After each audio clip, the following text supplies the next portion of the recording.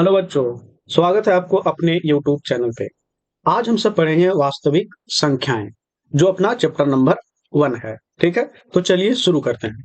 वास्तविक संख्या में हम सबसे पहले यह जानेंगे कि वास्तविक संख्या क्या है, या वास्तविक संख्या किसे कहते हैं, और वास्तविक संख्या के अंतर्गत कौन कौन सी संख्याओं को हम लिख सकते हैं। ठीक है, तो हम पहले आपको समझाएंगे कि असल में वास्तविक संख्या क्या है। तो जैसे एक रेखा हम आपको बना के बताते हैं, ये रेखा। अब हम इसका नाम दे रहे हैं संख्या रेखा। संख्या रेखा वो रेखा जिसपे हम संख्याओं को दर्शाते हैं। ठीक है, तो संख्या रेखा के जो बीच में होता है इसे बोलते हैं जीरो, और इसका अगर नाम बोला जाए तो ये होता है मूल बिंदु। ठीक, या इसी को बोलते हैं मध्य बिंदु। ठीक है, मूल बिंदु या मध्य बिंदु। अब जीरो का ये हुआ कौन साइड? दायां साइड।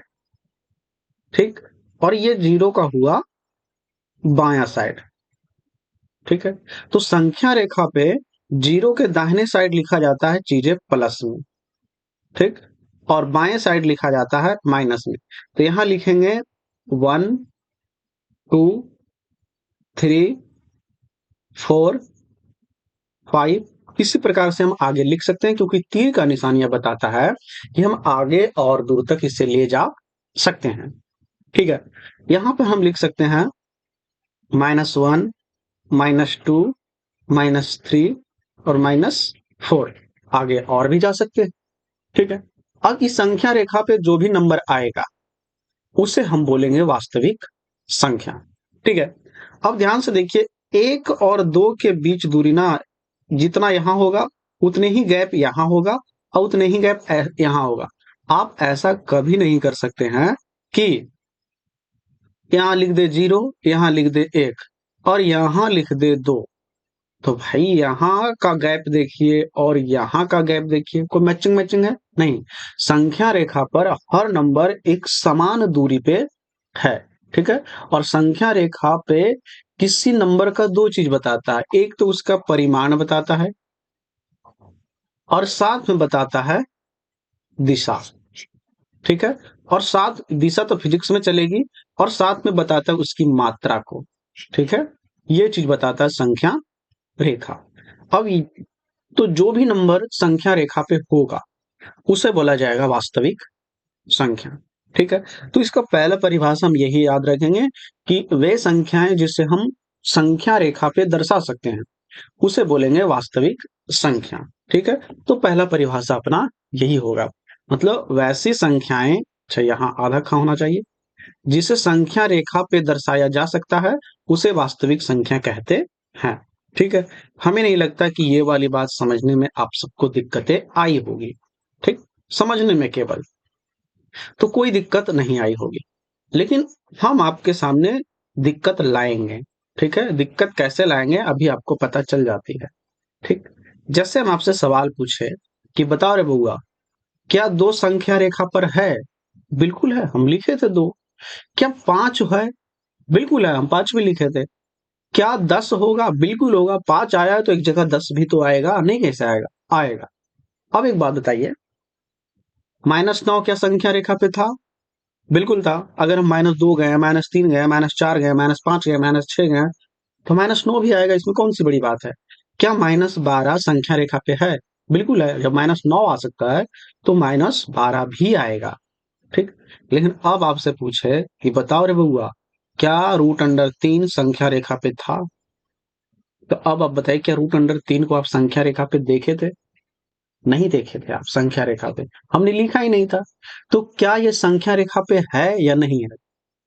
तो आप सोच रहे हैं हमने तो देखा ही नहीं, तो हम कैसे बता दें कि है या नहीं? तो हम आपको बता रहे हैं कि भाई ये संख्या रेखा पे है। तो अब ही आप सोच रहे होंगे कि फिर आप दर्शाए क्यों नहीं? तो √3 को ना उतना सूक्ष्म तरीका से हम दर्शा नहीं पाए, लेकिन है। अब सवाल आता है कि देखिए, आप नंबर पूरा पूरा तो बता दिए, 1 2 3 4 5 6 7 8 9 10 11 12, ये सब तो बता देंगे। -1 -2 -3 -4 -5 -6 -7 -8 -9 -10 -11, ये सब तो आप बता देख के बता देंगे, हमने देखा था कि संख्या रेखा पर ये सब चीजें है। ठीक, लेकिन √3 कहाँ था? एक और लिख देते हैं, 2/3 ये संख्या रेखा पे है। भाई ये भी है, तो सवाल आता है आप दिखाएं क्यों नहीं। तो ये वाला परिभाषा से ना हम नहीं पता कर सकते हैं कि और कौन कौन से नंबर संख्या रेखा पे है। फुल्ली नंबर जो रहेगा पूरा, जैसे 4 5 6 99 98 100, ये सब आप बता देंगे कि संख्या रेखा पे है। लेकिन इन सब के लिए भाई एक और परिभाषा की हमें आवश्यकता पड़ेगी। ठीक है, तो अब देखिए इन सबको जो जो नहीं था संख्या रेखा पे, उसे हम अलग तरीका से परिभाषित करते हैं। जैसे 3 को √3 है, अगर कोई नंबर रहे, ठीक, अब आप उसका वर्ग कर दिए, ये हमने किया वर्ग, तो √3 का वर्ग 3 ही होगा। ठीक है, तो ये कैसा संख्या प्राप्त हुआ? घनात्मक। तो अगर किसी संख्या को दिया हुआ और उसका वर्ग कर दिया, क्या कर दिए? वर्ग। और अगर वह घनात्मक आ गया, इसका मतलब है कि वह परिमेय उस इसका मतलब है कि वह वास्तविक संख्या है। अब जैसे देखिए ना, हम यहाँ लिखते हैं -3/4। अब हम आपसे पूछे कि बताओ ये संख्या रेखा पे है, तो चलिए इसका वर्ग करके हम देखते हैं। तो जब हम वर्ग करेंगे तो आ जाएगा यहाँ 9 और यहाँ आ जाएगा 16। ये माइनस का क्या हुआ? क्योंकि ये दो जो है ये सम नंबर है और इसको बना देता है यह प्लस में। तो ये बिल्कुल संख्या रेखा पे है। ठीक है, तो उम्मीद है आप इस बात को बेहतर समझ गए होंगे।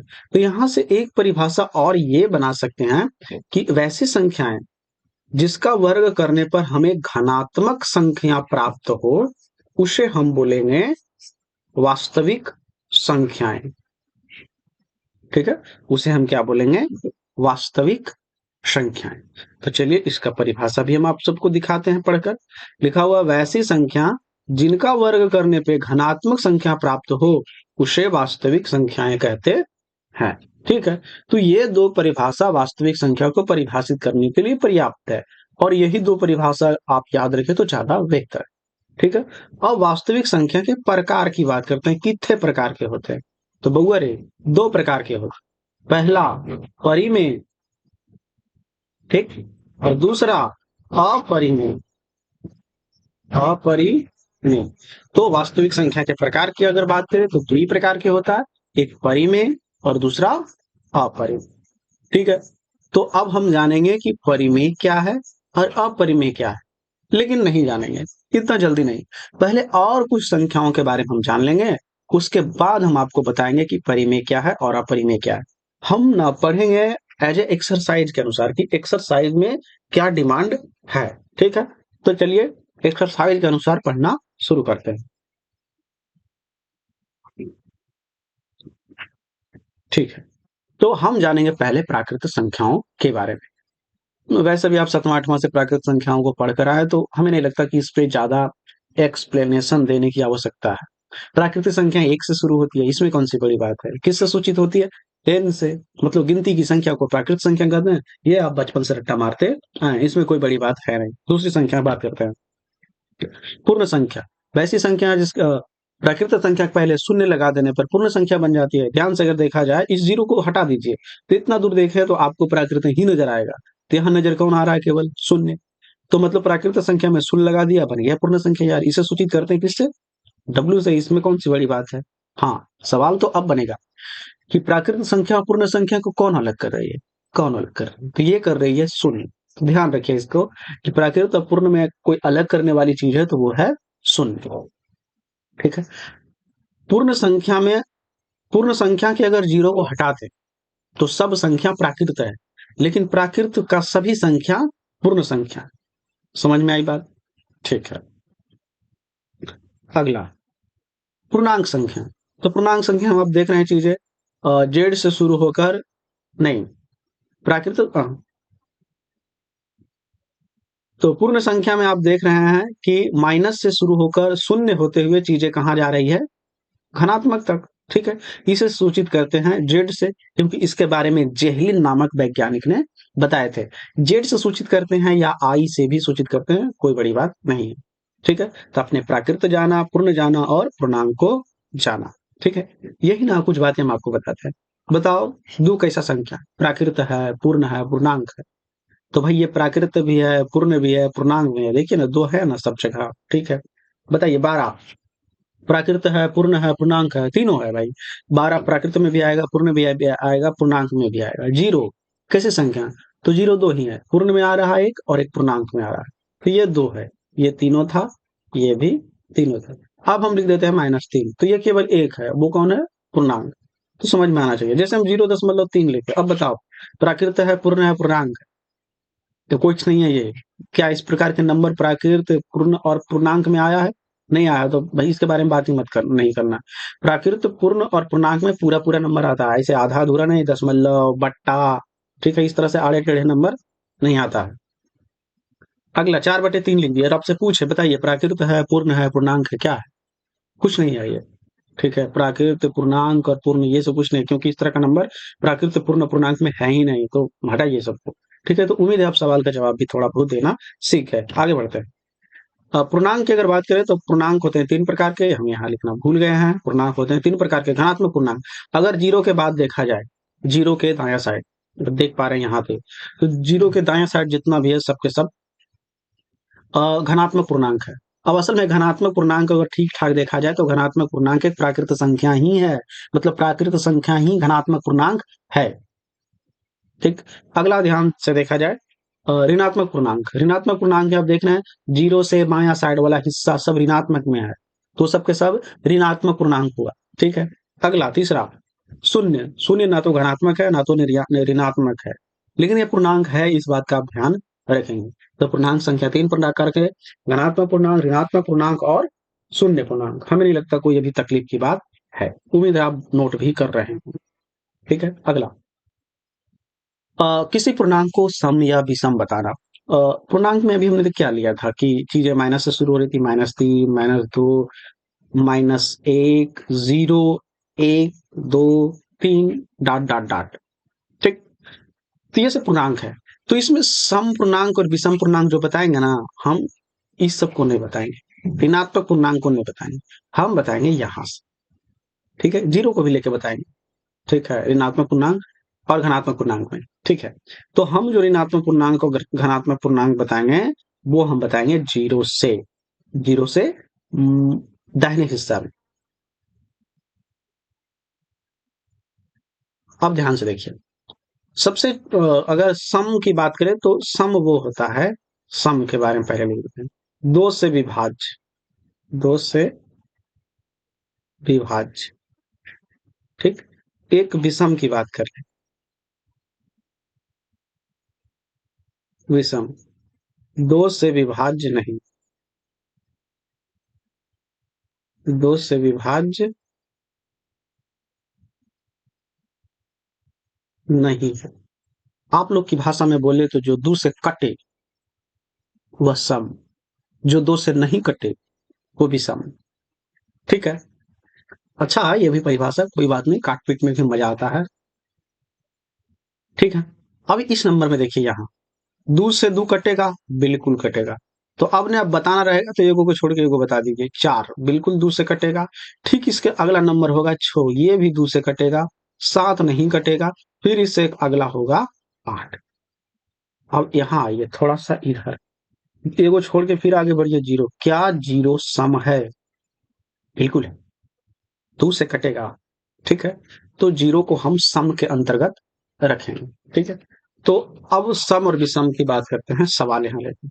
बताना है निम्न में कौन सम और विषम है। निम्न में कौन सम एवं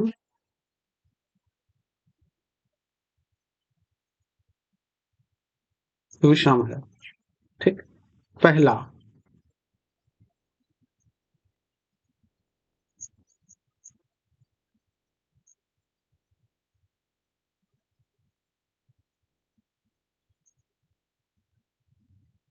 तीन नंबर आपके सामने है, आपको बताना है निम्न में कौन सम है और कौन विषम है। चलिए हम बता देते हैं। अब इतना लंबा चौड़ा नंबर है, क्या हम दूसरे भागा देने के लिए बैठेंगे? हाँ, बुद्धिमान बच्चा ऐसा नहीं करता। आप केवल अंतिम नंबर को देखिए, अंतिम नंबर में इसे देखिए, क्या ये दो से कट रहा है? ना, नहीं कटता है साथ दो से, तो इसको बोलेंगे विषम, ये विषम है। ठीक है, तो फिर से इसको देखें, काय 2 से कट रहा है? बिल्कुल नहीं। तो ये भी क्या है? विषम है। इसे देखिए, क्या ये 2 से कट रहा है? ना। हाँ, कट रहा है भाई, 2 से कट रहा है। तो यह क्या है? सम है। ठीक है? तो उम्मीद है आप इस बात को बेहतर समझ गए होंगे। ये नंबरवा देखकर आप बता सकते हैं कि निम्न में कौन सम है और कौन विषम है। तो नंबर देखकर आप बताना सीख गए। थोड़ा आगे बढ़ते हैं, थोड़ा सा, ज्यादा नहीं, बस एक कदम। बउआ रे, सवाल पूछो। एम एक पूर्णांक है। एम एक पूर्णांक है। बताएं, यह सम है या विषम है? ठीक। एम एक पूर्णांक है, बिल्कुल। और बताना है कि यह सम है या विषम है। तो एम पूर्णांक है, तो एम के जगह यहाँ पे कोई पूर्णांक नंबर होगा, जैसे 1 2 3 4 5 6 7 8 9, इस सब में कोई एक हो सकता है। तो कोई एक हो सकता है, तो हो सकता है यह सम भी हो जाए, या हो सकता है यह विषम भी हो जाए। तो भैया हम इसे बता नहीं सकते कि यह सम एक विषम है। ठीक है? ऐसे कोई अगर दे दे कि एम एक पूर्णांक है, बताओ सम एक विषम है, तो वो सम भी हो सकता है या विषम भी हो सकता है। ठीक है? या कोई ऐसे कह दे कि एक्स एक पूर्णांक है, तो बताइए वह सम एक विषम है, तो नहीं बता सकते वह सम है या विषम है, क्योंकि वह सम भी हो सकता है और विषम भी हो सकता है, क्योंकि एक्स के जगह एम के जगह हो सकता है एक रहे, नहीं नहीं, कोई बच्चा सोच रहा होगा 2 रहे, नहीं कोई बच्चा सोच रहा होगा 3, नहीं कोई बच्चा सोच रहा होगा 4। तो भाई जो बच्चा 1 सोच रहा है उसके लिए विषम होगा, अगर कोई बच्चा 2 सोच रहा है उसके लिए सम होगा, अगर कोई बच्चा 3 सोच रहा है उसके लिए विषम होगा, अगर कोई बच्चा 4 सोच रहा होगा तो वो सम है। तो ऐसे कोई अगर पूछ दे कि एम एक पूर्णांक है, एक्स एक पूर्णांक है, ए एक पूर्णांक है, बी एक पूर्णांक है, तो बताओ कि सम है या विषम है, तो भैया उसे नहीं बता सकते। ठीक है? तो अगर कोई चर नंबर दिया रहे, जैसे X Y Z A B C D, तो हम उसे नहीं बता सकते कि वह अगर वह पूर्णांक है तो वह सम है या विषम है। तो चलिए कोई चर को हम बताते हैं आपको। जैसे कोई चर को कोई चर को सम या विषम पूर्णांक, सम या विषम पूर्णांक बताना। ठीक है? जैसे आपसे पूछ दे कि एक्स पूर्णांक है, एक्स क्या है? पूर्णांक है। तुमको बताओ कि भैया इस सम में कैसा दिखेगा और यह विषम में कैसा दिखेगा। ठीक है? इसे नोट करेंगे आप, यहाँ पे हम प्रॉपर बताएंगे। तो देखिए, अगर सम में बताना रहेगा तो जो भी पूर्णांक रहे तो उसमें पहले सम संख्या, सम संख्या गुने ये जो पूर्णांक दिया रहे वो पूर्णांक को गुना कीजिए। ठीक है? और इसमें जोड़ दीजिए फिर कोई सम संख्या। अगर इस रूप में दिख गया तो बोलेंगे कि वह सम पूर्णांक है। ठीक? अगर विषम की बात करें तो इसमें भी वही, पहले इसमें सम संख्या गुना कीजिए, सम संख्या, साथ में जो पूर्णांक दिया रहे वो गुना कीजिए और प्लस विषम कर दीजिए, तब हो जाएगा यह विषम पूर्णांक। तो ये 2 सूत्र को ध्यान में रखिए। अब देखिए ना, एक्स पूर्णांक है। ठीक है? एक्स पूर्णांक है, हम इसको बताते हैं सम वाला रूप, सम वाला रूप। ठीक है? सम वाला रूप। तो अगर एक्स कोई पूर्णांक दिया रहे और आपसे बोला जाए कि उसका सम रूप बनाइए कि कैसा कैसा उसका हो सकता है। ठीक है? तो हम आपको बताते हैं। तो पहले क्या लिखा हुआ है? सम संख्या से गुना कीजिए। तो एक्स के साथ आप 2x कीजिए, 4x कीजिए, या 6x कीजिए। ठीक है? या 8x कीजिए, या 10x कीजिए। मतलब इस रूप में होना चाहिए। क्या लिखा हुआ है? सम संख्या गुने पूर्णांक। तो पहले अब इसको सम रूप में लिखना है ना, तो इसके साथ सम नंबर ही जोड़िए। या तो आप 0 जोड़ के केवल 2x ही कर दीजिए, या 1 नहीं जोड़ेंगे। ठीक है? यहाँ आप 2 जोड़ेंगे तो यह सम पूर्णांक होगा। यहाँ 3 नहीं, आप 4 जोड़ेंगे। यहाँ क्या जोड़ेंगे? 6। यहाँ क्या जोड़ेंगे? 8। मतलब ये कि आप सम से गुना करके सम ही जोड़ेंगे, सम संख्या ही जोड़ेंगे। समझ में आई बात? तो ये जो रूप बनेगा ये होगा समपूर्णांक। ठीक है, हम यहाँ पे दो तीन बातें और आपको बता देते हैं सम पूर्णांक और विषम पूर्णांक से। अगर आप सम और सम को जोड़ रहे हैं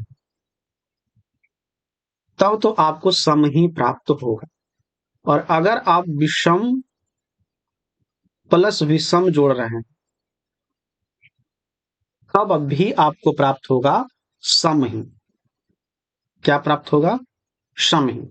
और अगर दूगों में से कोई एक गड़बड़ाया, सम प्लस विषम हुआ, ठीक, तो यह बनेगा विषम। ठीक, नहीं यकीन हो रहा था हम आपको करके बता देंगे। यहां हमने क्या लिखा, सम प्लस सम, तो दो सम है, चार भी सम है, चार और दो छह, क्या सम ही प्राप्त हुआ? पहला के एग्जाम्पल दे दिया भाई। दूसरा पे आते हैं, विषम। तीन विषम है और एक विषम है, फिर दोनों के जोड़े आया चार, चार क्या है? सम, तो देखो मैं सम ने लिखा। अब एक विषम ले लेते हैं, तीन विषम है और दो सम है, तीन और दो कितना आया? पांच, तो ये कितना प्राप्त हुआ? पांच, और पांच विषम है। तो ये वाला भी सूत्र आप जरूर लिख लीजिएगा कहीं भी कॉपी में। ठीक है, एक अच्छा विद्यार्थी ना ये सब चीजों को नोट करके रखता है। ठीक है, आगे गुना करके बताते हैं। अगर आप सम गुने सम करेंगे तब तो आपको सम ही प्राप्त होगा। ठीक है, और अगर आप विषम गुने विषम किए, ठीक है, तो एक बार करके बताते हैं। जैसे तीन विषम है, पांच भी विषम है, तो पंत या 15 प्राप्त हुआ, जो कि क्या है? विषम है। तो विषम गुने विषम करे पर हमें विषम संख्या ही प्राप्त होगी। ठीक है, और लिखते हैं, अगला लिखते हैं सम गुने विषम। ठीक है, एक नंबर ले लेते हैं, नंबर लेते हैं दो, सम है तीन विषम है, तो तीन गुना छह, और सम गुने विषम करने पर हमेशा सम ही प्राप्त होगा। ठीक है, तो उम्मीद है आप इस बात को बेहतर समझ गए होंगे। तो ये वाला भी ना आप कॉपी में जरूर नोट कीजिएगा। ठीक है, अब यहां पर हम आपको एक बात समझाने का पूरा प्रयास करेंगे कि एक्स पूर्णांक है, तो एक्स पूर्णांक है तो आप इसके साथ सम ही क्यों गुना कर रहे हैं, विषम का है नहीं? तो भैया हम अभी जैसे एक्स पूर्णांक है तो एक्स की जगह या पर या तो दो हो सकता है या तो तीन हो सकता है, क्योंकि दो और तीन भी तो पूर्णांक है ना। अब हम पहले सम दोनों में गुना करते हैं। जैसे चार एक सम संख्या है, चार यहां भी गुना करते हैं, तो यहां आपको प्राप्त होगा आठ, और यहां आपको प्राप्त होगा 12। ठीक है, यहां पे आपको प्राप्त होगा क्या? 12। तो आप देख पा रहे हैं कि जब हमने सम से गुना किया तो सम ही प्राप्त हुआ। ठीक है, लेकिन अब कंडीशन चेंज करते हैं। अगर हम विषम गुना कर देते हैं, जैसे हम बोले कि यहाँ सम ही गुना क्यों, अब यहाँ ना यहाँ विषम, यहाँ भी तीन से गुना कर रहे हैं और यहाँ भी तीन से गुना कर रहे हैं। अब आप देखेंगे यहाँ तीन तिया 9 प्राप्त हुआ, यहाँ तीन गुना 6 प्राप्त हुआ। तो भाई विषम से गुना करने पर कंडीशन आ जाएगा, हो सकता है कि वह पूर्णांक सम बन जाए या विषम बन जाए। ठीक है, इसलिए सम से ही गुना करेंगे ताकि वह सम ही बने। ठीक है, और सम में सम को जब जोड़ देंगे तो सम ही प्राप्त होगा। यही कारण है कि हम सम ही गुना करिए। समझ में आई बात? तो उम्मीद है आप इस बात को बेहतर समझ रहे होंगे। नहीं समझ रहे हैं तो आपकी बुद्धि संकीर्ण है। संकीर्ण का मतलब समझते हैं ना, तुच्छ प्राणी हैं आप। ठीक है, मतलब आप में वो बुद्धि है ही नहीं कि चीजों को आप समझ सकते हैं, क्योंकि इससे बेहतर भाई नहीं समझाया जा सकता है। और अगर आपको समझ में नहीं आ रहा, इसका एक वजह और होता है कि ये सब जीवन में आप पहली बार देख रहे हैं। ठीक है, जीवन में कभी ये सब आप देखे नहीं है, क्योंकि ये सब चीज पहले भी पढ़ाया जा चुका होगा। और अगर आपको नहीं पढ़ाया गया है तो तुम मूर्ख हो। ठीक है, तुम पढ़ा नहीं है। ठीक है, तो उस एक्स पूर्णांक को समरूप कैसे लिख सकते हैं वो आपने देख लिया। आते हैं थोड़ा अगले लाइन पे। अब लिखते हैं एक्स पूर्णांक को, अब एक्स पूर्णांक की जगह एक्स ही नहीं, एम पी क्यू कुछ भी हो सकता है। एक्स पूर्णांक को विषम रूप में लिखना। ठीक है, विषम रूप में लिखना। ठीक है, लिख के बताते हैं। तो x इसके साथ गुना करेंगे कोई सम नंबर ही, अभी तो हम आपको बताए कोई सम नंबर है, कोई सम नंबर है, कोई सम नंबर है, कोई सम। अब विषम बुलाने तो इसके साथ जुटना चाहिए विषम नंबर। आप एक जोड़ सकते हैं, तीन जोड़ सकते हैं, 5, 7, 9। ये वाला जो है ना, ये पूर्णांक का विषम रूप है। ठीक है, अब आपने पूर्णांक का सम रूप भी जान लिया और विषम रूप भी जान लिया, लेकिन ना यहां से भी हम आपको सवाल में फंसा सकते हैं। ठीक है, जैसे हम कह रहे हैं कि x एक पूर्णांक है, x एक पूर्णांक है, तो इसका तो इसका समरूप क्या है? ठीक, क्वेश्चन ऑप्शन दे रहे हैं 4x+3, दूसरा ऑप्शन 5x+2, तीसरा ऑप्शन 6x+9 और चौथा ऑप्शन 2x+, केवल 2x रहने देते हैं।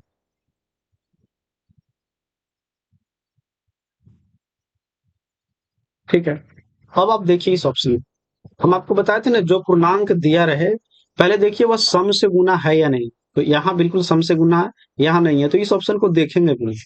ठीक है, सम से गुना है बिल्कुल है, यहाँ भी सम से गुना है बिल्कुल। ठीक है, तो इन तीन ऑप्शन को केवल देखेंगे। यहाँ जुट कौन रहा है? विषम नंबर ने, हमें चाहिए क्या? सम, तो ये वाला ऑप्शन नहीं होगा। यहाँ जुट कौन रहा है? विषम, तो ये विषम पूर्णांक होगा, इसलिए ऑप्शन में ये भी नहीं आएगा, क्योंकि हमें चाहिए सम पूर्णांक। अब यहाँ देखिए लिखा हुआ है 2x, इसके साथ कुछ नहीं तो शून्य जुटा हुआ है, और शून्य सम संख्या है, इसलिए ऑप्शन अपना ये हो जाएगा। ठीक है, तो आप इस प्रकार से बना सकते हैं, इस प्रकार से सवाल आपसे पूछा जा सकता है। ठीक है, अब एक सवाल और लेते हैं। x एक सम पूर्णांक है, सम पूर्णांक है, तो इसका विषम रूप है, इसका विषम रूप है। ठीक है, चलिए इसका विषम रूप देखते हैं। चलिए ठीक है, ये रहा ऑप्शन। अब बताइए, पहले बोला x एक सम पूर्णांक है, ध्यान से दीजिएगा कि हम पहले ही बता दिए हैं कि x सम है, इस बात का आप ध्यान रखेंगे। तो इसका विषम रूप क्या है? तो अगर x सम है, सम के साथ जुट क्या रहा? विषम, तो यह बनाएगा विषम। सम प्लस विषम, हम आपको बताए थे कि विषम ही होता, तो ये वाला ऑप्शन तो नहीं होगा। अच्छा होगा, कह रहा है कि इसका विषम रूप क्या होगा, तो बिल्कुल ये होगा। ठीक है, अगला 2x, x पहले से बोला सम है और 2 से गुना हो रहा है, 2 भी सम है, तो सम गुने सम यानी सम, ये टोटल सम है। ध्यान रखिएगा, ये भी सम था और ये विषम। अब ये वाला भी क्या हो गया? सम। सम के साथ जुट कौन रहा है? विषम, तो ये भी क्या बनाएगा? विषम ही बनाएगा। ये वाला भी ऑप्शन सही है। यहां भी ध्यान से देखिए, x क्या है? सम है, सम के साथ क्या गुना हो रहा है? विषम, और सम गुने जब विषम होता है तो बनता है सम। ठीक है, और ये वाला क्या है? विषम है। ठीक है, तो सम प्लस विषम हमेशा क्या बनाता है? विषम ही बनाता है, तो ये वाला भी ऑप्शन सही है। अब यहां आते हैं, x सम है और 9 विषम है, तो सम गुने विषम सम ही बनाएगा। ठीक, और 2 क्या है? सम है, तो सम प्लस सम क्या जुट के आ जाएगा? सम। तो ये वाला ऑप्शन नहीं होगा, क्योंकि केवल पूछ रहा था कि विषम रूप कौन है, तो ये 3 जो है वह विषम रूप है, बल्कि ये सम रूप है। तो ई हो गया कॉम्प्लिकेटेड यानी जटिल सवाल। और सवाल आता है, इतना जटिल सवाल आता है? बिल्कुल आता है। ठीक है, और नहीं भी आता है तो भाई आपको सीखना पड़ेगा, आज नहीं तो कल आपको पल्ले पड़ेगा इस सवाल से। ठीक है, तो अब पूर्णांक के बारे में सम विषम आप बेहतर समझ और जान गए। ठीक है, अब हम लोग जानेंगे भागा को।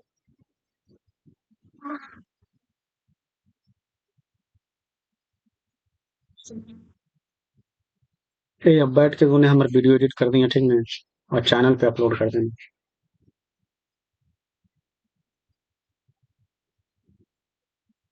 साजन मेरा उससे पार है। कार ले ले। अब अभी दूध पी ले।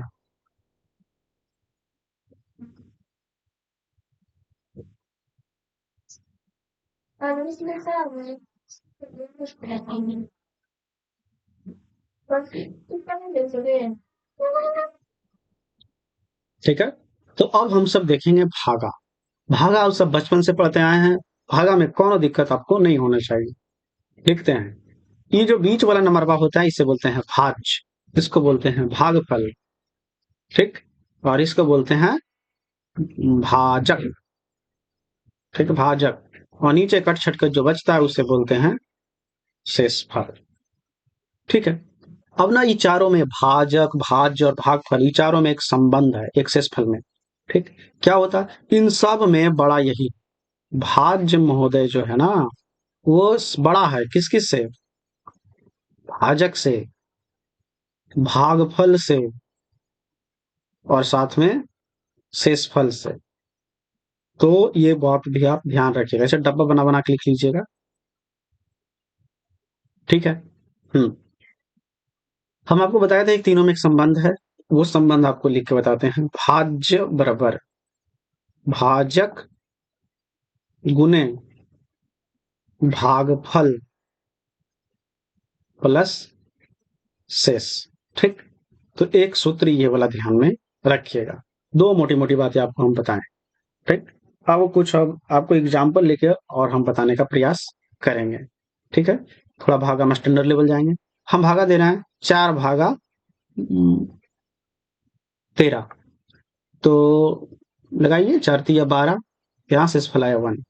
यहाँ 4/16 में दे रहे हैं, 4×4 = 16, 0। यहाँ 4 दे रहे हैं 8 और 16 में, लगाएंगे 4×2 = 8, कटकुट 1 और 6 उतरा तो यहाँ 0 आएगा पहले, फिर 4×4 = 16, तो यहाँ आ गया। ऐसा करते हैं, यहाँ कर देते हैं 18।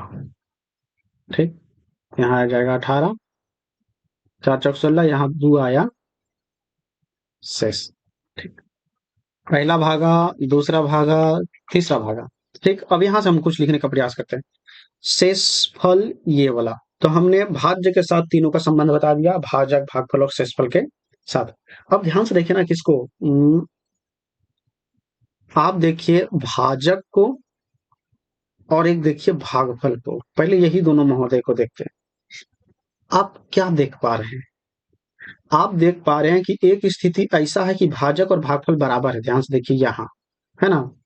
तो एक कंडीशन तो ये हुआ।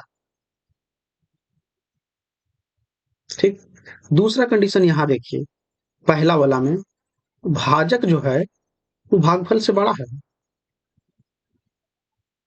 ठीक, यहाँ अगर आप देख पा रहे हैं तो। ठीक, लेकिन यहाँ आइए कंडीशन नंबर 3 पे, यहाँ पे आप देख पा रहे हैं कि इस बार भाजक छोटा पड़ गया किससे, भागफल से। तो भाई ऐसा हो सकता है। ठीक है, तो भाजक और भागफल में ये संबंध है। बातें समझ में आ रही है। ठीक है, अब आते हैं भाजक का संबंध शेषफल से। ठीक, तो आप भाजक न शेषफल से हमेशा बड़ा होता है, भाजक जो है हमेशा शेषफल से बड़ा ही होता है, ये बात को एकदम आप गठिया लीजिए। ठीक, अब हम तुलना कर रहे हैं शेषफल और शून्य से, शेषफल और शून्य से।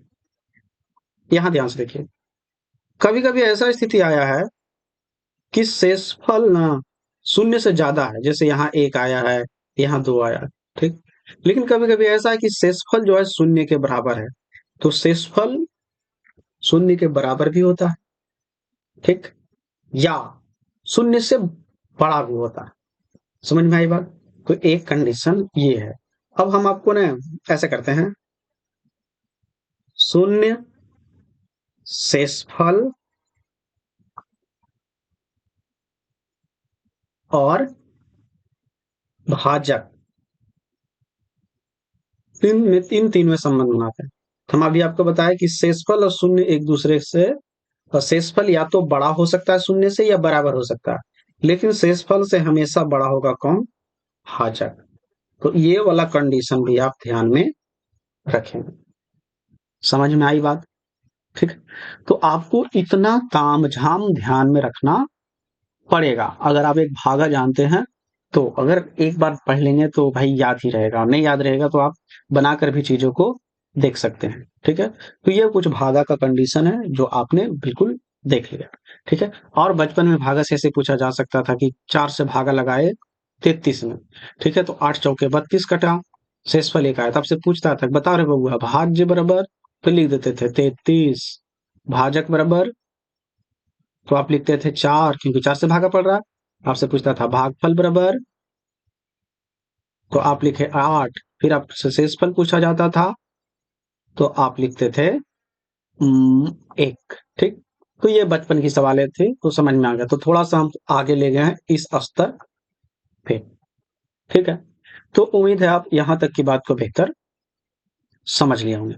और सबसे ज्यादा अगर ध्यान में कुछ रखने वाली बात है ना, तो इसको ध्यान में रखिएगा क्योंकि इसका प्रयोग भाग एल्गोरिदम में किया जाएगा। ठीक है, तो आप सब भागा भी बढ़िया से सीख गए हैं। तो अब हम सब देखेंगे भाग एल्गोरिदम को। ठीक है, अब देखिए इसमें लिखा हुआ ही है भाग एल्गोरिदम, मतलब इसमें भागा आएगा। ठीक है, मतलब एल्गोरिदम परिमेय में ना भागा ही पढ़ना। ठीक है, भागा के द्वारा ही एल्गोरिदम की सहायता से हम निकालेंगे HCF।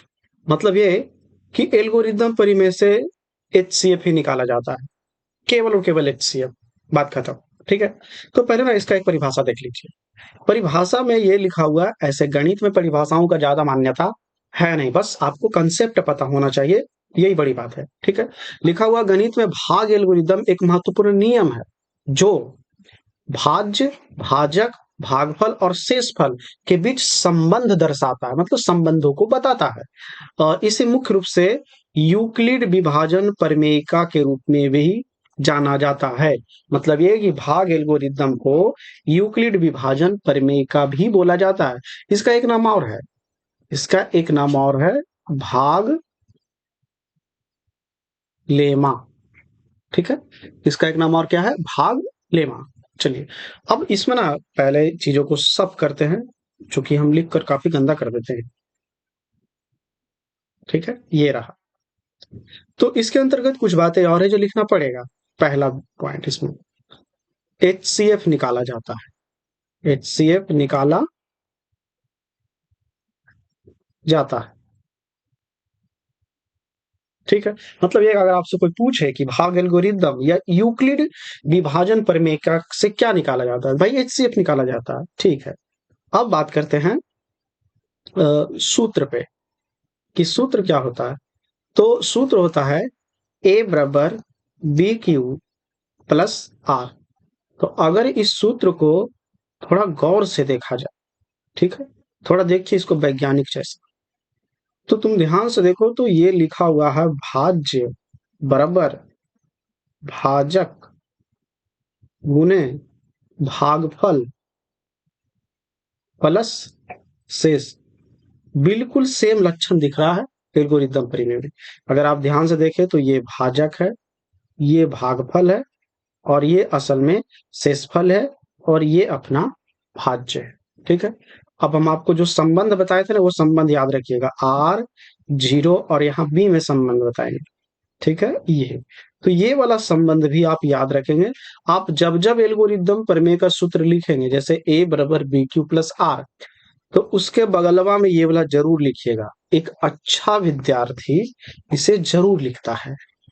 ठीक है, अब तो असल में ये एल्गोरिदम परिमेय ही है।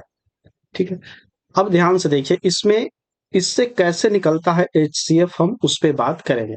तो यहाँ पर ने एक बिंदिया और आप लोग लिख लीजिए।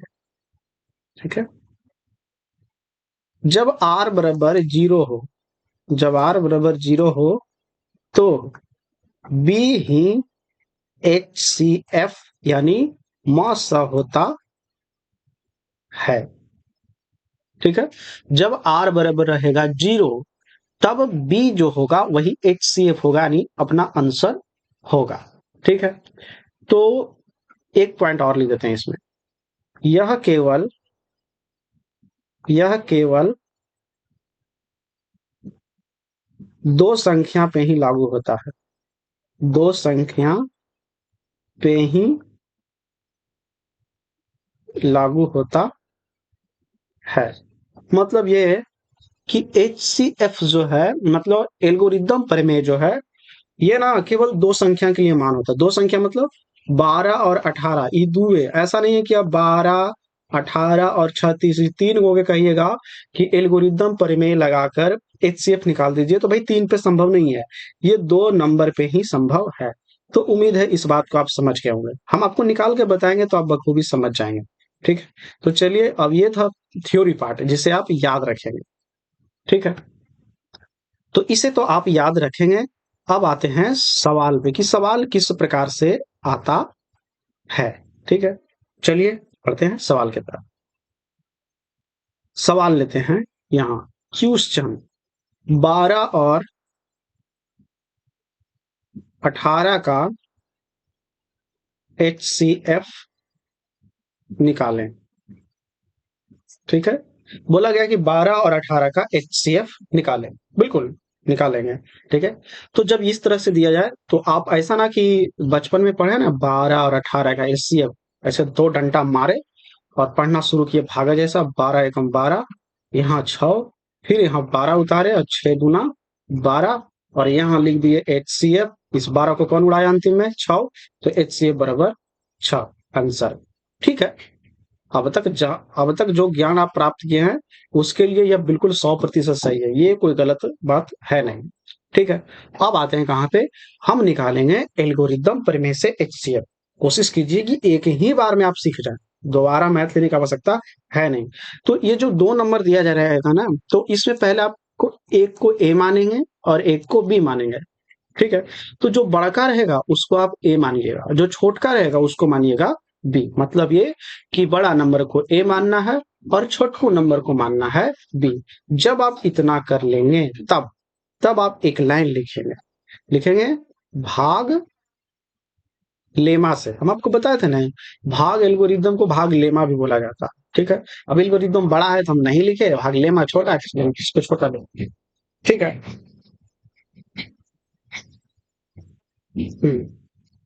तो सूत्र क्या जानते हैं, ए बराबर बी क्यू प्लस आर। हम बताए थे ना, बगल में ये वाला बतिया आप जरूर लिखिएगा, ये वाला। भाई इसके बिना तो एल्गोरिदम एकदम अधूरा अधूरा है। ठीक है, जीवन साथी है, साथ में ये सब चलता है। अब यहाँ से देखिए, ए की जगह लिखेंगे 18, बी की जगह 12। एक बात बताओ, क्या क्यू पता है? नहीं पता तो क्यू को छोड़ दो, ऐसा ही डब्बा मार के हटा दो। क्या आर आपको पता है? नहीं पता है, छोड़ दो ऐसा ही यार। ठीक है, आर। अब ना क्यू के जगह और आर के जगह भरना ही एल्गोरिदम समझ लिए, बना लिए। अगर भर दिए तो भागा दीजिए कैसे, 12 भागा 18 में कीजिए, 12 भागा 18 में, यहाँ वाला से भागा दिया जाता है यहाँ। तो लगाएंगे 12 एकम 12। ठीक, यहाँ आया 6। ठीक, तो ये जो नीचे शेष आया है ना उसको यहाँ पटक दीजिए आर के पास, आर यानी रिमाइंडर, रिमाइंडर यानी शेषफल। और यहाँ जो आया है भागफल, उसको यहाँ लिखिए बीच में। अब यहाँ से अगला लाइन आप बड़ा ध्यान से सुनिए, ई 18 का अब कोई काम नहीं। अब ये जो है ना, ये पट्टी बराबर में यहाँ से काम है, ये बीच वाला के साथ कुछ छेड़छाड़ नहीं करना है, आप कुछ नहीं। हमको मतलब रहेगा इससे और इससे। अब 12 को हम निकालेंगे बाहर, हम बोले हैं ना बीच वाला के साथ छेड़छाड़ नहीं करना, उसको वैसा ही रहे। ठीक है, 12 तो आ गया बाहर, तो 12 का जगह ले लेगा ये 6। हम बोले थे ना बीच वाला के साथ कुछ नहीं करना। अब जो यहाँ कौन एक है उसको साथ कोई छेड़छाड़ नहीं करना, ये वाला। फिर से आप दोनों को खाली डब्बा के रूप में आप छोड़ सकते हैं। तो भाई इस लाइन से, अगर इस लाइन में आप आना सीख गए हैं तो समझ लीजिए आप एल्गोरिदम सीख गए। लेकिन अगर आपको इस लाइन से इस लाइन पे आने में ही दिक्कतें हो रही है, तो समझिए आप एल्गोरिदम सीखे ही नहीं है, ना ही जीवन में कभी सीखेंगे। ठीक है, कहिए तो एक बार और मिटार के लिख देते हैं, कोई बात नहीं, मिटो देते हैं। हम्म, ठीक है। ये कैसे भराया वो तो आप जान गए। अब यहां से बाहर निकालेंगे किसको? 12 को। हम बोले थे ना 18 से कोई लेना देना है नहीं, तो 12 को बाहर निकाल दिए। तो 12 का अब जगह दे देंगे इस 6 को। हम बताए थे बीच वाला के साथ कोई छेड़छाड़ नहीं करना, तो भाई बीच वाला के ऐसा ही छोड़ दिए, मतलब ये खाली डब्बा के रूप में रहेगा। 6 यहां से जगह छोड़ दिया तो यहाँ भी ये हो गया खाली। ठीक है, फिर से वही प्रक्रिया अपनाएंगे, 6 भागा 12, 6 दूना 12, शेषफल 0, यहाँ आ गया 0 और भागफल आया 2। और भाई इस लाइन पे इस लाइन तक हम आ गए।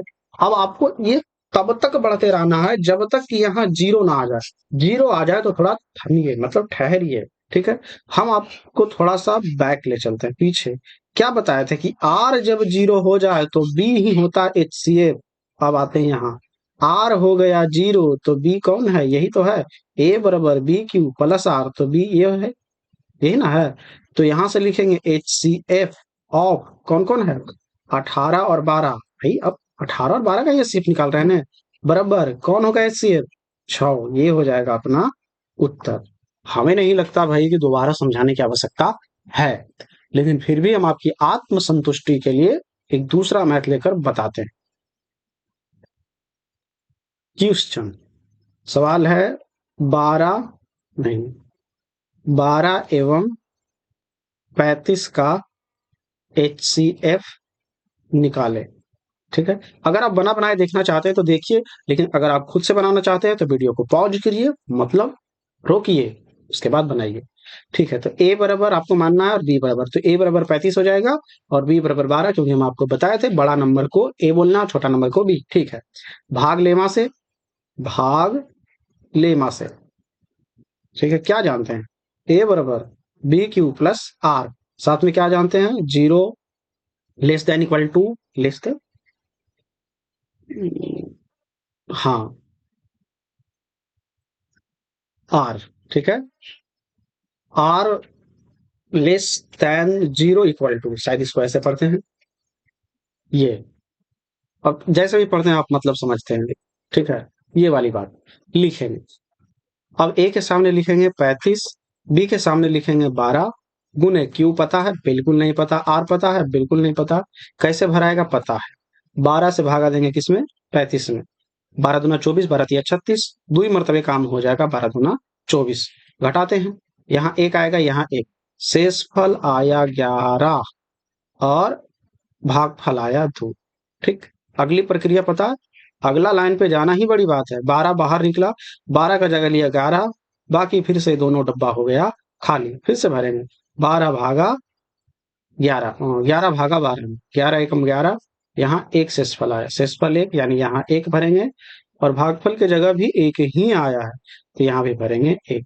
फिर से अब की बार 11 हो जाएगा बाहर, और 11 का जगह ले लेगा कौन? 1, तो 1 गुने, फिर से खाली स्थान, फिर 1 भागा 11, तो 1 एकम 1, कटकुट, फिर 1 एकम, तो 1 का पढ़ेंगे 11 मरतबे तो 11 आएगा, तो यहाँ लिखाएगा 11 मरतबे। शेषफल आ गया 0 0, बिल्कुल शेषफल आ गया 0।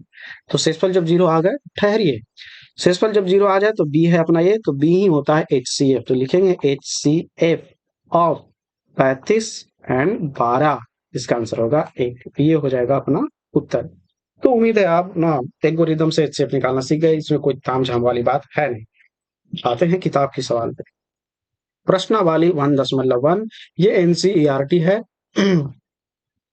ठीक है, आप भी अपने पास में किताब रख सकते हैं, मेरे पास किताब अभी फिलहाल नहीं है, वरना दिखाते कि कौन सा किताब है। ठीक है, हम्म, सवाल, ठीक है, सवाल आ गया। कथा निम्नलिखित संख्याओं का HCF करने के लिए यूक्लिड विभाजन एल्गोरिदम का प्रयोग कीजिए। बिल्कुल करेंगे, सवाल पहला तो आए पहले, हाँ आ गया, 135 और 125 बनाते हैं जी, हल। ठीक, पहला, ए बराबर बोलेंगे 225 को, बी बराबर बोलेंगे 135 को, भाग लेमा लगाएंगे, ठीक है।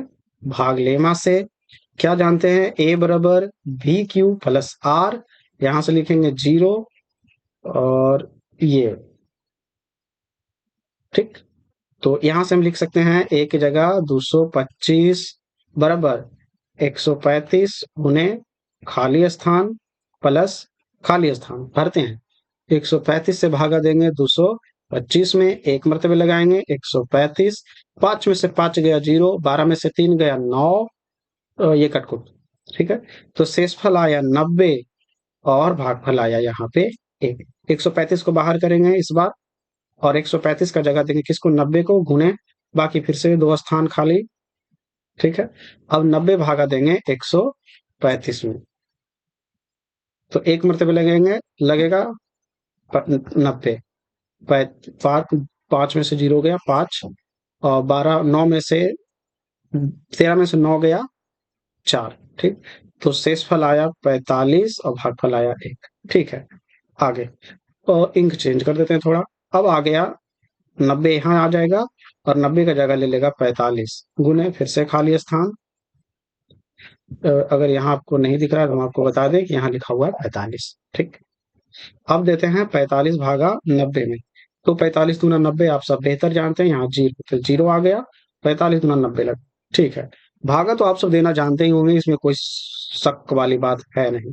जब HCF आ जाए 0 तो B होता है अपना आंसर, तो यहाँ लिखेंगे HCF ऑफ 225 और 135 बराबर 45, ये रहा अपना उत्तर। तो पहला का उत्तर आ गया ये वाला भाई। बाकी चीजों को साफ कर देते हैं। अब आप इसको नोट कर लीजिए। देखिए, आप पहली बार नहीं बना पाते हैं, इसमें कोई दिक्कत वाली बात नहीं है, लेकिन बनाने के बाद आप नहीं बनाते हैं तो आप मूर्ख हैं, जाहिल है, ठीक है। बनाने के बाद सवाल बनना चाहिए, अगर नहीं बन रहा तो आप ईमानदारी से पढ़ नहीं रहे हैं।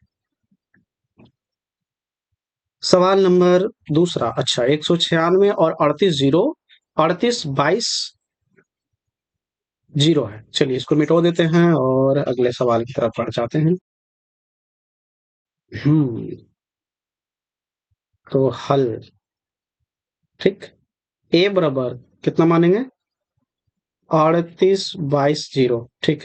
बी बराबर एक 196, ठीक है। भाग लेमा से, भाग लेमा से, ठीक है। ए बराबर बी क्यू प्लस आर 0, ये, ठीक है। ये लिखना जरूरी है। ए की जगह 38 22 0 इज इक्वल टू 196 गुने खाली स्थान प्लस खाली स्थान, ठीक है। तो भागा देते हैं 196 भागा 38 22 0 में, और एक मरतबे लगाते हैं 196। कैसे पता है, क्योंकि 196 ना 2 से नजदीक है, तो 2 दूना 4 हो जाएगा, और यहाँ 38 382 है एक मरतबे, तो 6 से 6, 12 में से 6 गया 6, यहाँ बचा 7, 7 में से 9 गया 17 हो गया, 17 में से 9 गया 8, 9 8 17, ठीक है। और यहाँ एक तो आ गया 186, 2 को उतारना पड़ेगा, 9 मरतबे लग जाएगा, बिल्कुल लग जाएगा।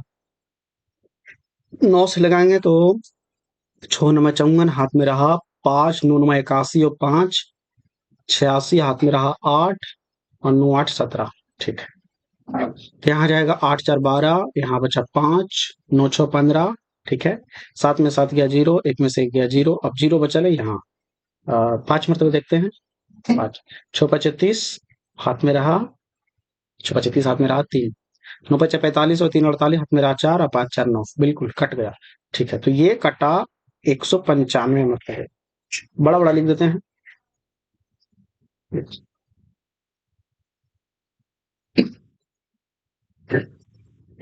195 मरतबा, ठीक है। तो आर जब 0 हो जाए तो बी होता है HCF, तो लिखेंगे HCF ऑफ 196 और 38 22 0, यहाँ लिखेंगे 196 ही इसका उत्तर हो जाएगा, ठीक। तो 2 मैथ हमने देख लिया।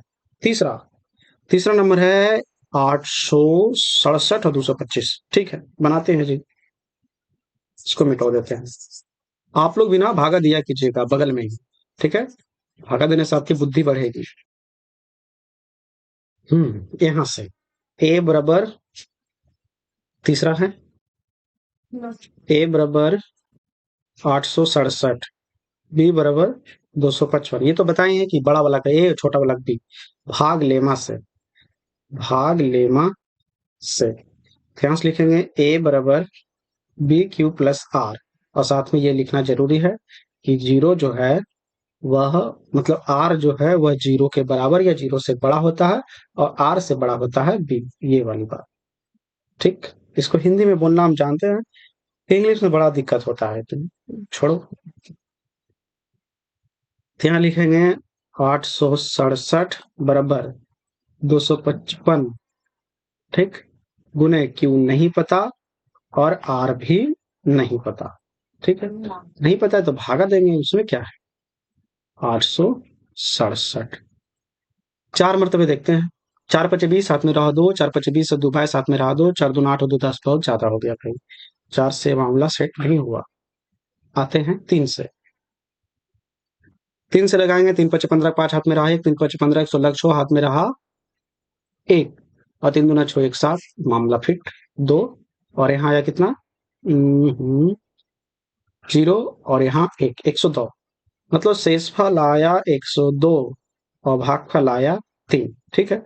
अब की बार 255 आएगा बाहर, 255 का जगह लेगा 102, गुने फिर से खाली स्थान प्लस खाली स्थान, भागा देते हैं।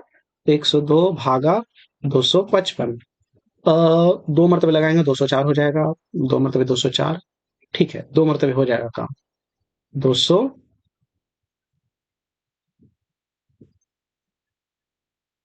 ठीक है, 204, एक, यहाँ 5, ये कटकुट, ठीक। तो शेषफल आया 51, भागफल आया 2। अब की बार 102 आ जाएगा बाहर, 102 का जगह लेगा 51। हम बोले थे ना बीच वाला के साथ कुछ छेड़छाड़ नहीं करना, बाकी 2 डब्बा फिर खा ले। अब की बार 51 से भागा 102 में देंगे, 2 मरतबे मामला सेट है, 0 तो आ गया यहाँ 0, भागफल आया 2। जब आर 0 हो जाए तो बी ही अपना HCF होता है, तो लिखेंगे HCF ऑफ 867 और 255 का आया 51। ये हो गया अपना उत्तर। तो प्रश्नावली 1.1 का पहला मैथ समाप्त हुआ, ठीक। आते हैं दूसरे मैथ पे। और भाई ये रहा दूसरा मैथ, जटिल है, कॉम्प्लिकेटेड है, लेकिन कोई नहीं। अगर आप थ्योरी पढ़े हैं, जो हम अब भी पढ़ाए हैं पूर्णांक के बारे में, तो अगर आप उसे पढ़े हैं तब तो आप बना लेंगे, और अगर आप नहीं पढ़े हैं और डायरेक्ट सवाल पे आए हैं तो आपसे नहीं बनेगा। अगर हम बना भी दे तो आपको कुछ समझ में आने वाला है नहीं, ठीक है। चलिए हल करते हैं। सवाल नंबर 2 है, दर्शाइए कि कोई भी धनात्मक विषम पूर्णांक, ठीक है, 6q+1 या 6q+3 या 6q+5 के रूप में होता है, जहां q एक पूर्णांक है, ठीक है। q जो क्या है, एक पूर्णांक है। चलिए, तो कोई भी धनात्मक पूर्णांक है ना, कोई भी धनात्मक विषम पूर्णांक, तो हल करते हैं। तो यहाँ लिखेंगे माना, माना a एक धनात्मक विषम पूर्णांक है,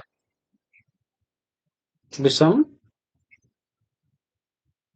पूर्णांक है, ठीक है, जिसमें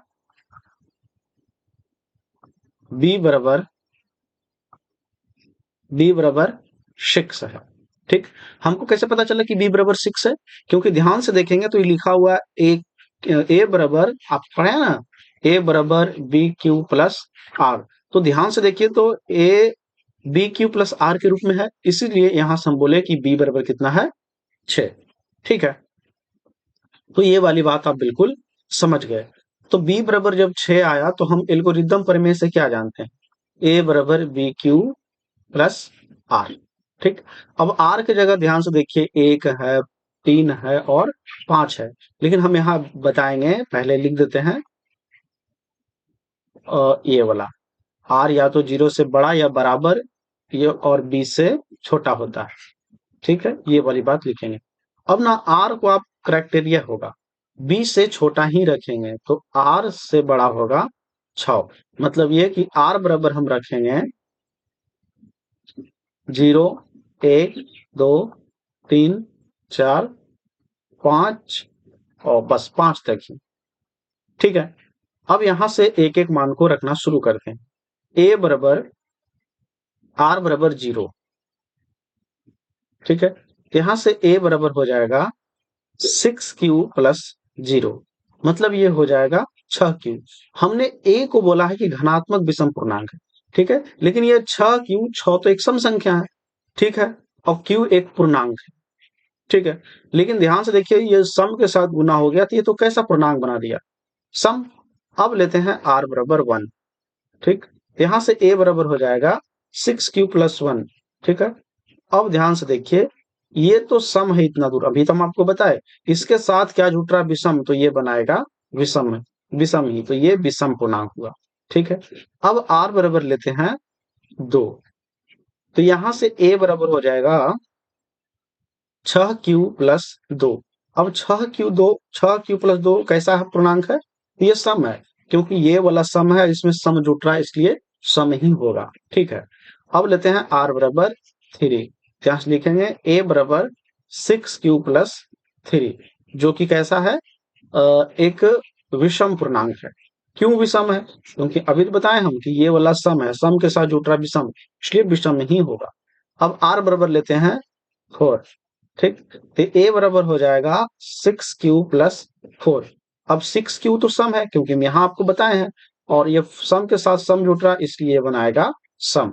अब की बार लेते हैं r बराबर 5, यहां से हो जाएगा a बराबर 6q प्लस 5, यानी ये हो जाएगा कैसा, विषम पूर्णांक। ठीक है, तो अगला लाइन में हम लोग लिखेंगे, अतः अतः यहां 6q प्लस 2 एवं 6q प्लस 4 एक सम पूर्णांक है, सम धनात्मक पूर्णांक है, धनात्मक पूर्णांक है। ठीक है, लेकिन 6q प्लस 1, 6q प्लस 3 एवं 6q प्लस 5 एक घनात्मक विषम पूर्णांक, विषम पूर्णांक है। ठीक, ये वाला चीज, तो मतलब ये कि 6q प्लस 1 और 6q प्लस 3 और 6q प्लस 5 एक घनात्मक विषम पूर्णांक के रूप में होता है, ये सिद्ध करके लाना था, जो हमने सिद्ध कर दिया। ठीक है, ऐसा ही ये चीज सिद्ध होता है, इसे थोड़ा हम साफ कर देते हैं ताकि आप बढ़िया से नोट कर सके या स्क्रीनशॉट ले सके, ताकि बाद में आप उतार सके।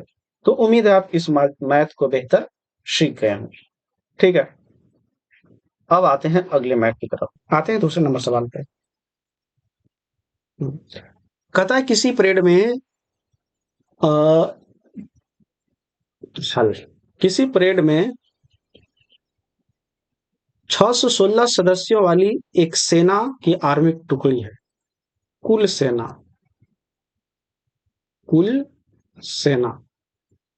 616, कहता है की टुकड़ी को, मतलब इस टुकड़ी को 32 सदस्यों वाली एक आर्मी परेड के पीछे मार्च करना है। दोनों समूहों को समान संख्या वाले स्तंभों में मार्च करना है। उन स्तंभों की अधिकतम संख्या क्या होगी, बोला है कि सबको खड़ा करना है ऐसे समान संख्या के रूप में।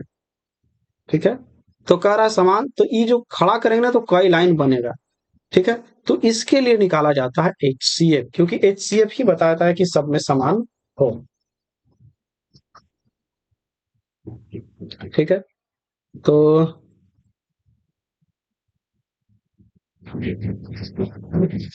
टुकड़ी में सदस्य, ठीक, कितना होना चाहिए, 32। अब यहां से लिखेंगे अधिक स्तंभ की अधिकतम संख्या, स्तंभ की अधिकतम संख्या, यहां तो भरेंगे ही, पहले निकाल लेते हैं। तो A बराबर मानेंगे किसको, 616 को, B बराबर 32 को, भाग लेमा से, ठीक है। ए बराबर बी क्यू प्लस आर, तो ए की जगह 116 आ जाएगा और बी की जगह 32, क्यू नहीं पता, आर भी नहीं पता। ठीक है, नहीं पता है तो भागा देंगे, उसमें क्या है। तो देते हैं 32 भागा 616, 32 दूना 64 होता है, एक मरतबे लग जाएगा। ठीक है, 9 दो क्या है, यहाँ 5 में से 3 गया, 2 29, 6 आया। ठीक है, तो यहाँ भागफल 1 आया और 296 आया है इसका क्या बोलते हैं, शेषफल। ठीक, तो अब की बार ना ना ना ना, इतना जल्दी शेषफल कैसे हो जाएगा।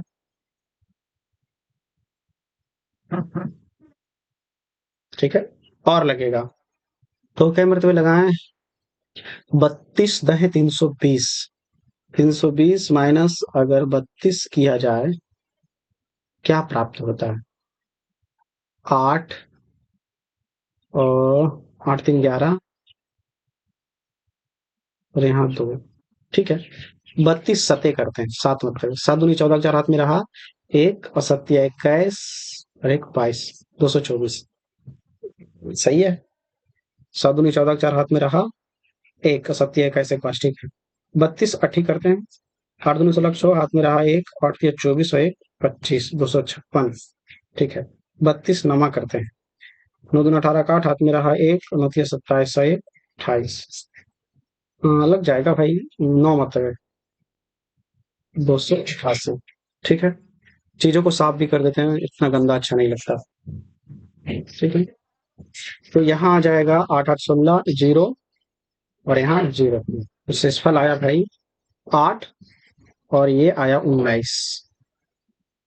ठीक है, 19। अब 32 आएगा बाहर और 32 का जगह लेगा 8 गुने, तो इसमें अब भागा देने, 8 चौक 32 ऐसी होता है, 4 मतलब जीरो। फिर यहाँ लिखेंगे संख्या कितना आया टोटल, तो चूंकि आर बराबर जीरो आ गया तो बी ही होता है सेव, जिसकी संख्या 8 हो गई। तो ये अपना हो गया उत्तर। ठीक है, अब आते हैं अगले सवाल की तरफ। सवाल नंबर चौथा। ठीक है, सवाल नंबर चौथा है, यूक्लिड विभाजन परिमेयका का प्रयोग करके दर्शाइए कि किसी घनात्मक पूर्णांक का वर्ग किसी पूर्णांक m के लिए, ठीक है, पूर्णांक कैसा लेना है, m,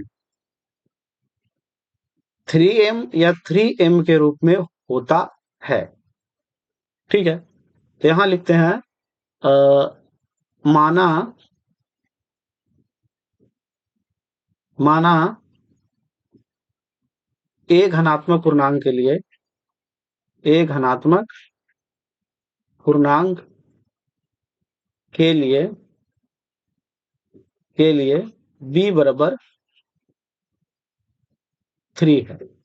ठीक है, कैसे पता चला 3, क्योंकि आप ध्यान से देखिए, ये a बराबर bq+3 bq+r रूप में लिखा हुआ, देखो bq+r। ठीक है, इसलिए हमने b बराबर बोला 3। ठीक है, अब r का करेक्टेरिया समझ ही गए होंगे, यहां से a बराबर लिख देते हैं bq+r। ठीक, यहां से एक पॉइंट और लिखेंगे, ये वाला चीज। ठीक, अब r ना, r से बड़ा कहां तक लेंगे हम, 3 तक। ठीक, और इससे यह पता चलेगा कि r बराबर लेंगे 0 1 2, बस इतना ही। ठीक है, मतलब 20 से छोटा ही लेंगे यार। ठीक है, आगे बात करते हैं। तो ठीक है, तो अब ऐसा करते हैं कि r बराबर लेते हैं पहले 0। ठीक, तो यहां से हो जाएगा a बराबर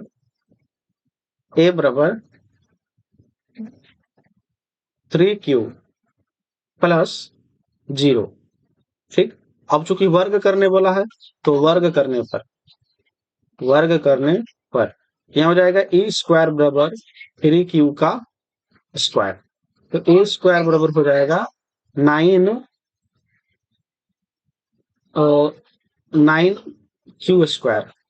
यहाँ से a² बराबर, ऐसा करते हैं कि 3 बाहर ले लेते हैं। ठीक है, 3q और यहाँ कर देते हैं q। ठीक, अब आगे ध्यान दीजिए, यहीं से ज्यादा जटिल और कॉम्प्लिकेटेड होने वाला। ठीक, तो अब यहां लिखेंगे चूंकि m बराबर, एक मिनट,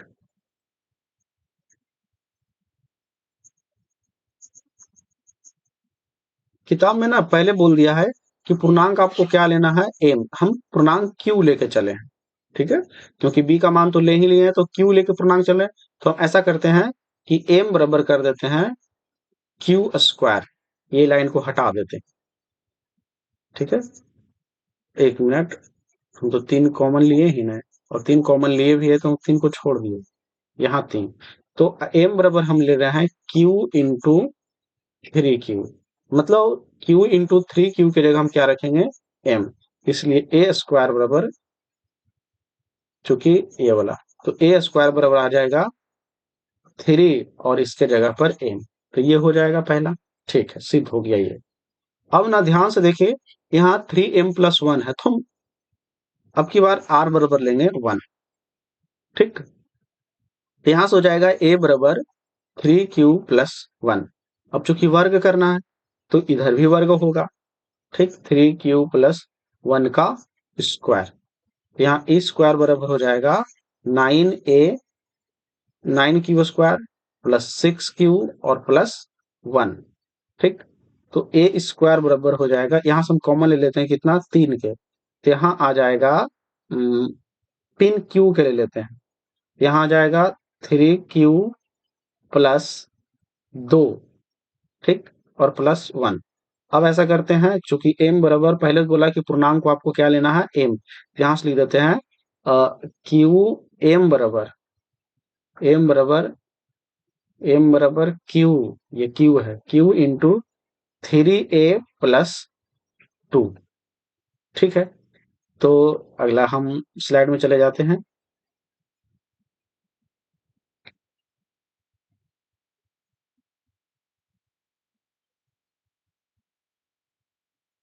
ठीक है, फिर हम लिख देंगे, एक मिनट,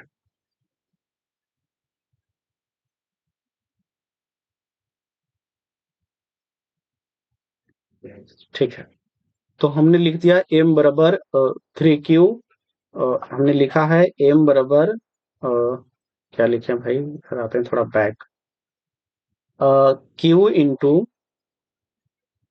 3q+2। ठीक है, q इंटू 3q+2, तो अब हम यहां से लिख सकते हैं कि ये चूंकि था, तो a स्क्वायर बराबर 3m+1, क्या इस रूप में हो सकता है, बिल्कुल हो सकता है। ठीक है, तो ये दो ठो लाना था, सो आ गया, तो लिखेंगे अतः कोई पूर्णांक, कोई पूर्णांक,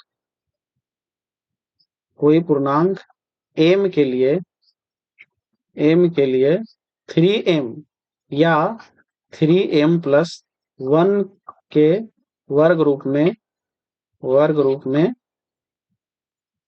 हो सकता, हो होता है। ठीक है, ये वाली चीज, तो ये सिद्ध करना था, सो हो गया सिद्ध। हम समझ रहे हैं, ये सारी बातें आपको जटिल लग रही होगी, लेकिन कोई नहीं, काफी आसान है, एक दो बार जब आप बनाएंगे, चीजों को समझेंगे, तो आप बेहतर समझ जाएंगे, इतना भी ज्यादा कॉम्प्लिकेटेड है नहीं ये। ठीक है, अगले सवाल की तरफ बढ़ते हैं। सवाल नंबर 5। ठीक, सवाल नंबर 5 है कि यूक्लिड विभाजन प्रमेय का प्रयोग करके दर्शाइए कि किसी धनात्मक पूर्णांक का घन, कैसा, घन 9m+1 या 9m+8 के रूप में होता है। चलिए बनाते हैं, हल करते हैं। ठीक है, माना ए कोई, ए कोई, माना ए, एक लिख दिया, माना ए कोई घनात्मक, घनात्मक पूर्णांक है, धनात्मक पूर्णांक है, जिसमें, जिसमें b बराबर 9 है। ठीक, यहां से देख के पता किया b बराबर 9 है, तो यहां से लिखेंगे a बराबर bq+r। ठीक है, तो यहां से हम लिखेंगे 0, ये वाली चीज। ठीक है, आगे बढ़ते हैं। तो अब ना आर बराबर आप समझ ही गए होंगे इस प्रकार, क्योंकि 9 से हमें छोटा लेना है। तो आर बराबर 0 ले सकते हैं, 1 ले सकते हैं, 2, 3, 4, 5, 6, 7, 8 तक। ठीक, लेकिन इतना लंबा चौड़ा लेंगे नहीं। जहां तक हमारा जरूरत होगा, मतलब जहां तक में ये सारी बातें आ जाएगी, हम वहीं से चीजें छोड़ देंगे। ठीक है, देखते हैं। अब यहाँ से आर बराबर पहले ले रहे हैं 0। ठीक, यहाँ से ए बराबर हो जाएगा क्या? ए बराबर ए बराबर 9 क्यू प्लस 0। क्यू करने बोला है तो क्यू करेंगे, तो यहाँ हो जाएगा 9 क्यू का क्यू। तो हो जाएगा ए क्यू बराबर 9 9 81 729, है ना? 729 क्यू। अब ध्यान से देखिए, ए क्यू को हम ऐसे लिख सकते हैं, 9 बाहर निकालते हैं। ठीक, तो यहाँ आ जाएगा 81, 81 क्यू। ठीक, अब चूंकि q यहाँ पूर्णांक है, तो पूर्णांक की जगह एक नया पूर्णांक भी रख सकते हैं। तो यहाँ लिख देंगे, चूंकि 81 क्यू बराबर m, तो ये हो जाएगा ए क्यू बराबर 9m। ठीक, तो एक तो आ गया। ठीक, अब लेते हैं r बराबर 1। तो यहां से हो जाएगा a बराबर 9 क्यू प्लस 1। क्यूब करते हैं, यह हो जाएगा 9 क्यू प्लस 1 का होल क्यू। और a प्लस बी का होल क्यू तो आप सब जानते ही होंगे, इसमें तो कोई शक वाली बात है नहीं। तो क्या होता है सूत्र, हम बता देते हैं एक बार। सूत्र होता है ए प्लस बी का होल क्यू बराबर a cube plus b Q plus 3a square b plus 3ab square. एक सूत्र तो ये होता है। एक होता है a cube plus b Q plus, यहाँ कॉमन ले लिया जाता है 3ab, और ये होता है a प्लस बी। ठीक है, तो ये दो में से कोई एक सूत्र का प्रयोग आप कर सकते हैं। चलिए हम करके बताते हैं।